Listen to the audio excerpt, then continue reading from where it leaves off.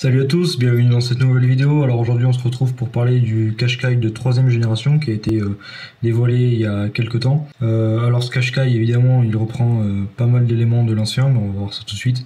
En commençant par parler du design. Comme d'habitude on parlera aussi des équipements et du prix. On peut tout de suite commencer du coup par le design extérieur de ce nouveau Qashqai.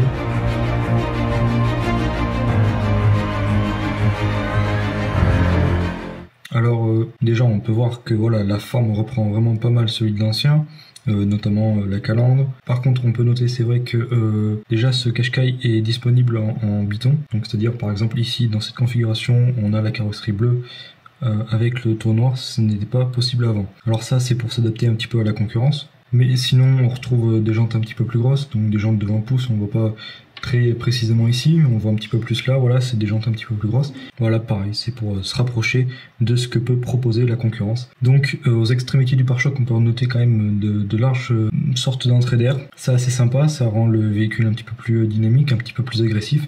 Ensuite, un petit peu au-dessus, on a des tout nouveaux feux, alors là par contre qui ne ressemblent vraiment pas aux anciens. On a une jolie signature lumineuse en forme de boomerang. C'est idem de ce qu'on peut retrouver sur le Juke. C'est souvent qu'à l'intérieur d'une marque, l'aérostylage cible les mêmes endroits de la voiture, notamment les feux, voilà, c'est très courant. Donc nouvelle signature lumineuse, nouveau feu, nouvelle calandre également. Cette calandre est plus grosse que l'ancienne, elle s'étend sur une bonne partie de l'avant du véhicule, donc elle est en forme de V, voilà, on a le logo Nissan au milieu. Ensuite bon, on a des boucliers basiques, des feux anti-brouillard, voilà, donc ensuite rien de particulier sur le bas du pare-choc, etc. Un petit peu plus sur la calandre et les feux, c'est vrai que ça c'est assez nouveau, c'est plutôt sympa. Ensuite on a voilà quelques lignes assez marquées, notamment une qui part du feu avant et qui rejoint le feu arrière, et également un peu au-dessus des bas de caisse dans les portes. Ouais, on a toujours évidemment quelques passages de roues et bas de caisse en plastique noir. Sur l'arrière, pareil, on a vraiment pas mal de nouveautés, je trouve, notamment au niveau des feux, même la forme du haillon. Donc les feux, totalement différents. Ils reprennent un petit peu la forme de ceux à l'avant, c'est-à-dire qu'on voilà, on a une sorte de boomerang un petit peu. C'est plutôt sympa, c'est vrai que ça s'harmonise pas mal avec les feux avant. Donc ensuite on a un diffuseur arrière gris qui lui va plutôt pas mal, je trouve. Et donc ensuite une typographie un petit peu différente que celle qu'on avait avant pour ce qui est de l'inscription Qashqai. Voilà, c'est plus moderne que ce qu'on avait avant, notamment à cause des feux, de la forme du haillon, même de la forme générale du véhicule. Voilà, donc on a vraiment un véhicule plus moderne, mais...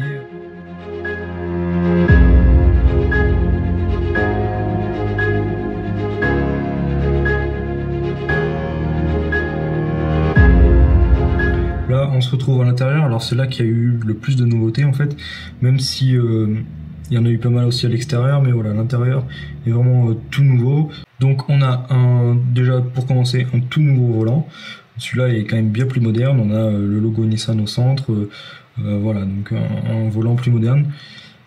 Ensuite, nouveau levier pour la boîte automatique, donc le sélecteur de vitesse ici a une forme assez particulière qu'on voit assez rarement, mais voilà, elle est sympa je trouve. Et donc ensuite la grosse différence avec l'ancien Qashqai et notamment à l'intérieur, c'est cet écran tactile qui se situe maintenant en haut de la planche de bord, alors qu'avant il était situé dans la console centrale. Donc bien plus bas.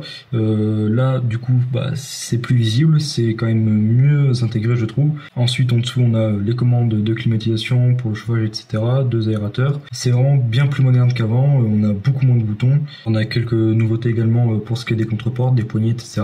Donc voilà, là l'intérieur a bien été remanié. Les matériaux semblent être de bonne qualité, notamment sur la planche de bord. On a ce qui paraît être du cuir. Les sièges également sont assez bien dessinés je trouve. Les matériaux semblent être de bonne qualité, l'ergonomie aussi, la présentation est très correcte et le dessin des sièges est vraiment pas mal non plus, ils sont assez bien dessinés comme je le disais tout à l'heure. Là on a le même avec la boîte manuelle, donc aucune différence si ce n'est du coup au niveau du sélecteur de vitesse qu'on avait pour la boîte automatique. Maintenant c'est remplacé par un levier de vitesse, donc à 6 rapports dans cette version.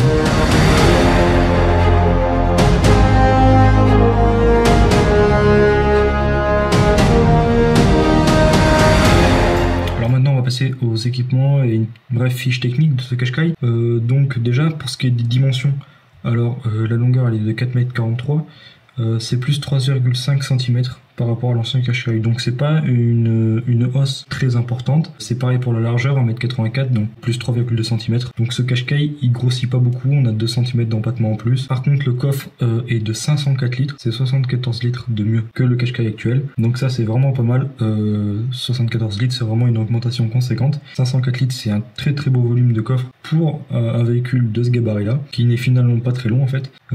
Par contre, il faut juste espérer que cette place n'a pas été amputée aux places arrière, ce serait quand même dommage. On a un écran central de 9 pouces de diagonale, et on a également un affichage tête haute d'une diagonale de 10,8 pouces. Voilà. Et enfin, pour ce qui est du combiné d'instrumentation, il a une diagonale de 12,3 pouces. Donc voilà, c'est vraiment un grand écran central, également un grand combiné, puisque 12 pouces c'est vraiment tout à fait correct, et on a également du coup un grand affichage tête haute de 10,8 pouces. Donc on a également la conduite assistée ProPilot, ça permet de contrôler les distances et la vitesse, voilà, donc ça c'est très très courant sur les véhicules nouveaux. Donc ça gère les accélérations, les freinages jusqu'à l'arrêt et redémarrage dans les embouteillages, voilà.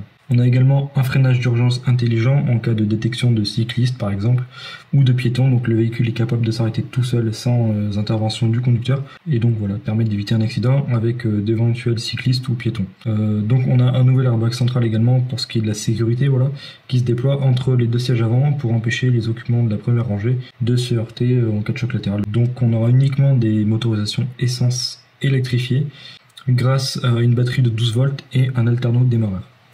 Donc ensuite, pour ce qui est des moteurs, du coup, on aura un bloc 1,3 litre DIGT, 240 chevaux ou 158 chevaux selon les versions. Ensuite, pour ce qui est des transmissions, du coup, alors le modèle le plus haut de gamme aura une boîte à variation continue, donc une boîte, voilà, un variateur en fait, et d'une transmission intégrale, donc 4 roues motrices. Et ensuite, dans quelques temps, donc pas à la sortie, mais d'ici quelques mois, on aura une troisième motorisation de 190 chevaux, donc en fait c'est un 3 cylindres avec un électromoteur. Sa dénomination ce sera e-Power.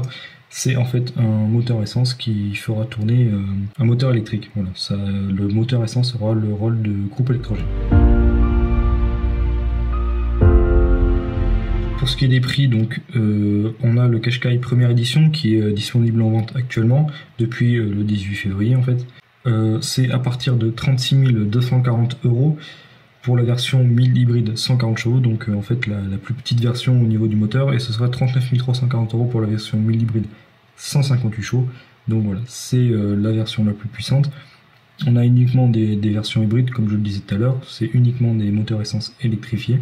Voilà, donc cette vidéo se termine, j'espère qu'elle vous a plu. Si c'est le cas, n'hésitez pas à mettre un pouce bleu. Vous pouvez également mettre un commentaire pour nous proposer des réactions sur les véhicules de votre choix, ou également des vidéos qui tournent autour de l'automobile. Aussi, abonnez-vous à la chaîne, c'est très important, et puis moi je vous dis à la prochaine vidéo.